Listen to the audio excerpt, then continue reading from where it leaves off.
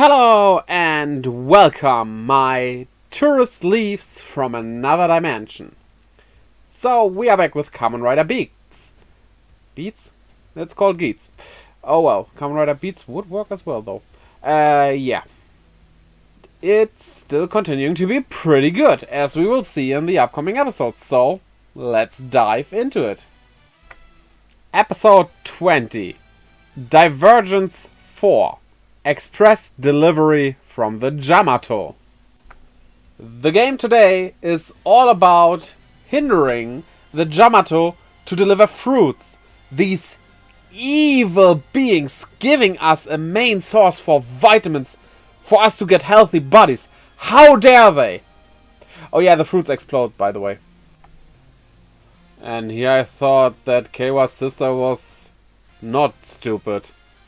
But like, she got a pineapple delivered, which is a bomb, of course, but doesn't know how to open it and tries it with a hammer.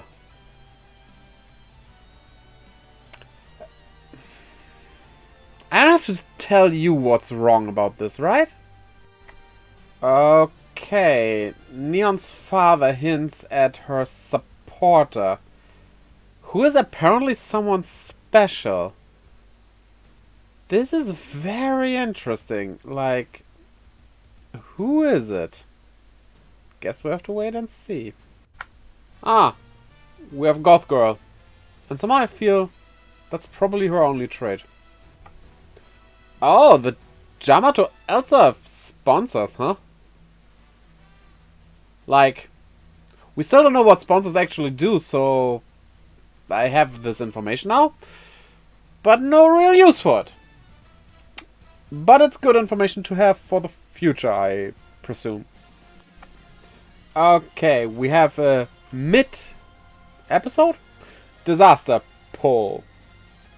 And I wonder, what would happen if they tie? Would that just be ignored then and everyone can go into the next round? Or, like, you can't do a re-vote because it would end up the same with only 4 people, so... Huh. And well, we knew about Michinaga, but these two didn't. But is he alive?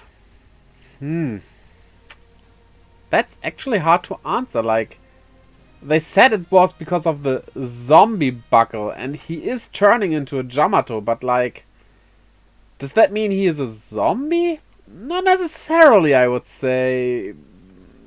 I think it's more complicated than that, and he's just whatever he is now. I do like that they depict his now broken form with that one shattered eye. What I don't like about this is, yeah, his wish is to defeat all Kamen Riders. Okay, it's a bit stupid because these riders weren't the ones that were the ones who made his friend be killed. But like, he still should notice that he is doing some evil here, right? Ah, good. They found the Yamato with a pineapple, which was to be expected. They probably won't kill off Keiwa's sister just like that, but then again, it's Kamen Rider. That could very well happen. But I think it would be not in the way of a bomb. Now, wait a minute. If Keiwa as Tycoon is based on a Tanuki and uses the zombie buckle, does that turn him into a Zombuki? Okay, so far I did not understand the game completely because, like, they have to find the Yamato delivering the fruits, and if they kill them, the fruits aren't bombs anymore, is what I thought. But apparently they leave the wire you have to cut after that. So I still don't understand it completely, but they have to cut the red wire to stop the pineapple bomb. So, as Zine here says, she isn't allowed in the supporter room for riders. But she is saying she found a rider to support herself. by which she means buffer. But Buffer is only technically a rider. He is on the side of the Yamato, so get out. And yeah, obviously, Sister Hero saved.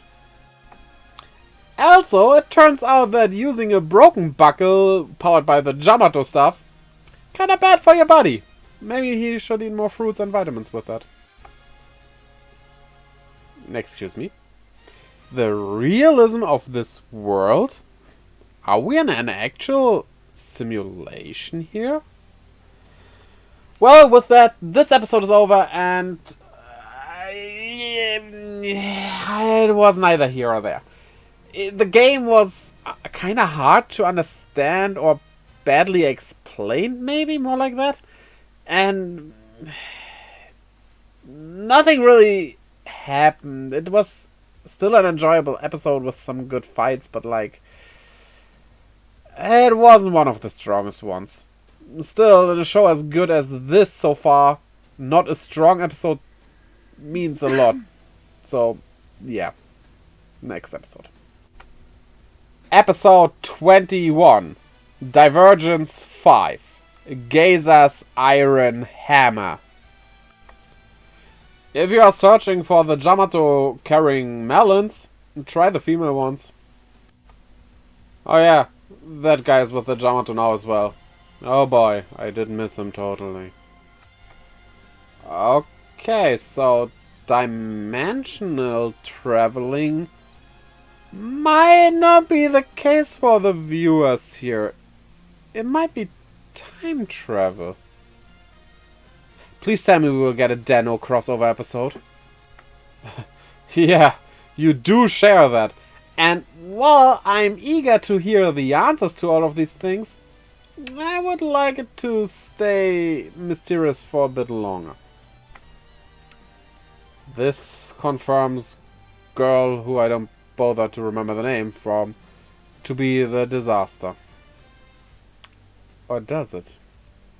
I mean, it's pretty hard to think of something else, but who knows, right? So, Buffer's fictitious, but this is your reality? Also, is he going to transform? Cool. Wow. It's a pretty solid design. I really like this. Geza looks cool. Too bad we won't see him all that much, probably, because he's like the producer of the DGP. Yeah, Kawa, if someone is using boost, you should watch out, because you're the prime target to be accidentally hit by it. As confirmed by this scene.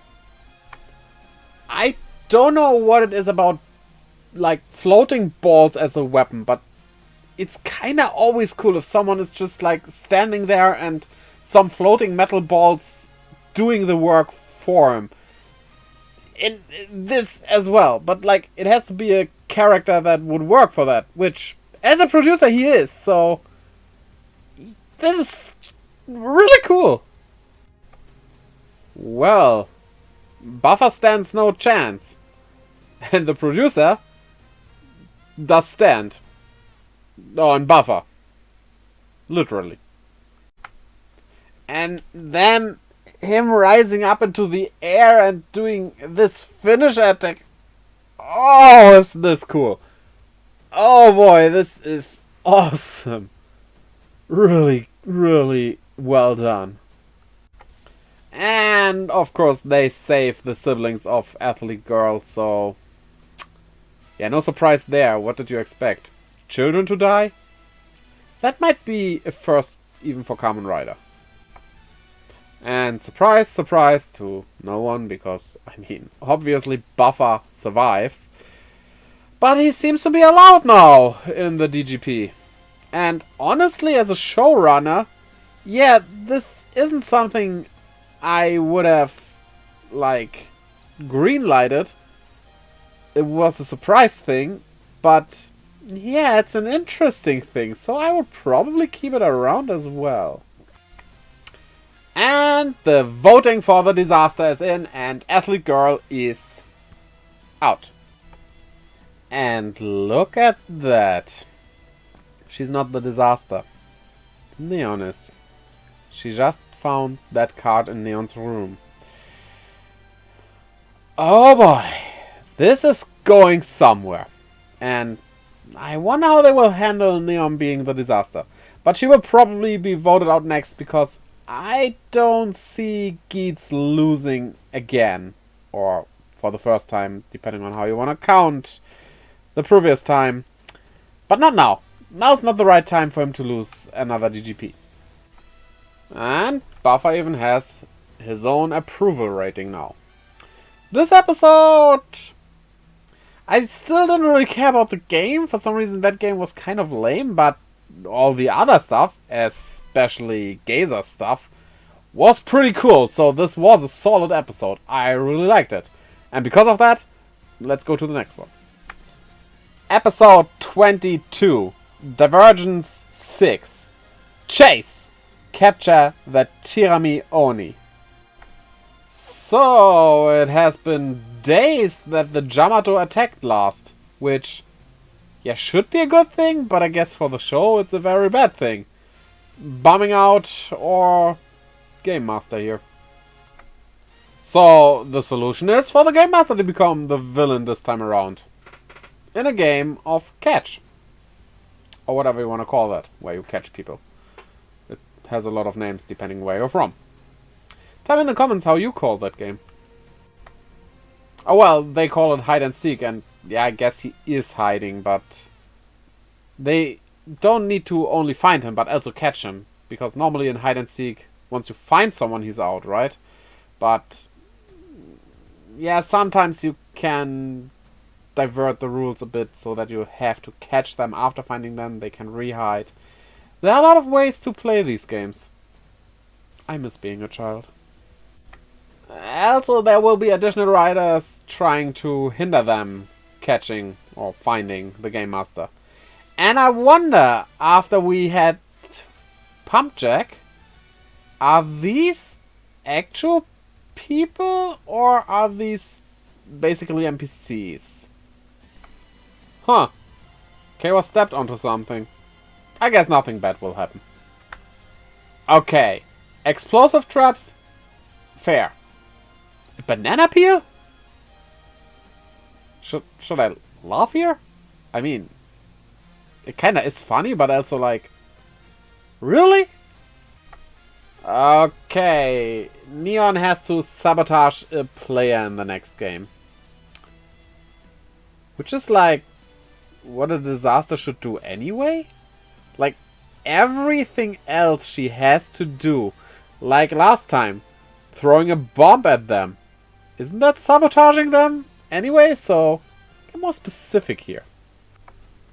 And she actually adheres to it, because, yeah, I guess she is in for the prize as well, but poor Neon kinda, right? Oh no. The horror. He has a brush. Just imagine what he might do with that. Huh. Guess they didn't do anything with that brush. Everything looks normal. Also, the three are sitting at a cafe as if there's no game to be played here. Well, it is parted into 4 parts, so they are on break. So there technically is no game here. Can you tell if there's someone who's more important than the others here? Between all those other guests that aren't our main characters? Yeah, that shoulder. Probably just a bad camera angle, and they just kept that in because they do that, right? Yeah, guy in frame out of focus. Surely nothing special. What a weird shot of a totally random person that's not important at all. Oh look! No, I'm tired of this joke already as well. Yeah, that guy is important after all, as was very obvious. I bet that he is her sponsor. Though we don't get confirmation on that. So, he's a viewer of her weird streams that seem very boring, but he's not a fan of her. I have a feeling he will be her real love for some reason. Why is there a swing there in all of places? Did the producer put it up? Is it normal to be there? Why do I even care that much about that swing? The mightiest battle strategy of them all. Pretend to be a caterpillar. Now wait. An explosion behind you makes you trip? That's just a henshin sequence. So she jumps into the range of Geats' rifle and gets hit by it to blame him doing it on purpose. I don't know, this was quite forced. I think Keiwa will see through it.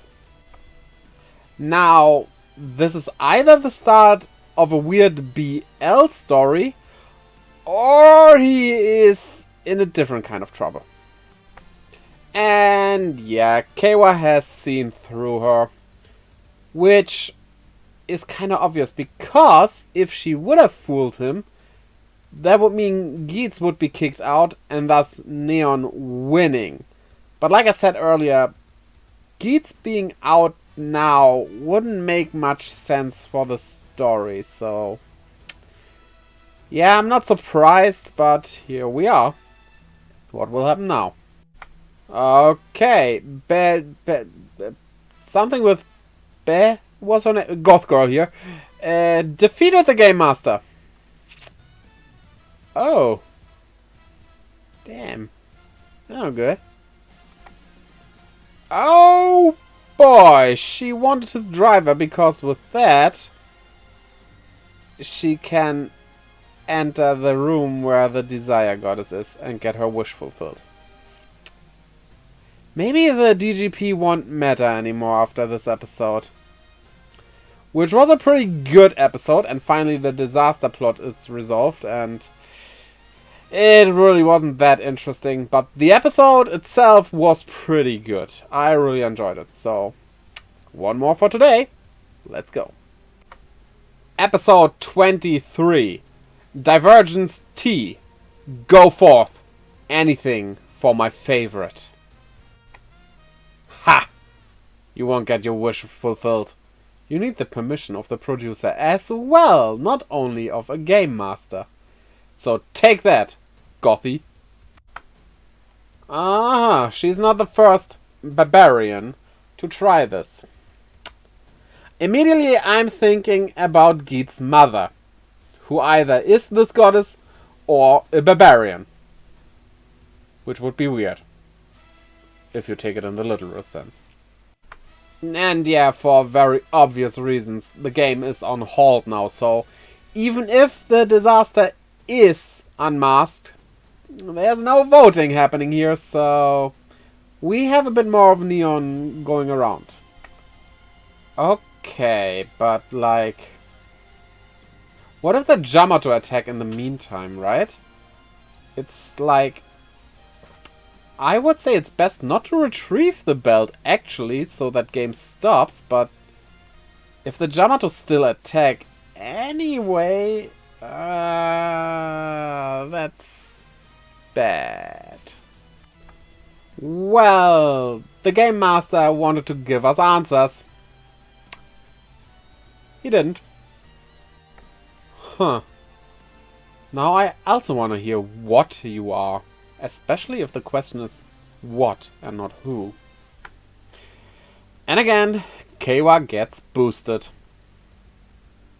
Which, at this point, not a surprise, but kinda still funny. I wonder if he will use it though, or if someone else will.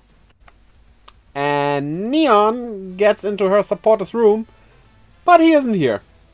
Yeah, I bet it's that guy from the previous episode. You know, the cafe guy that was totally unimportant.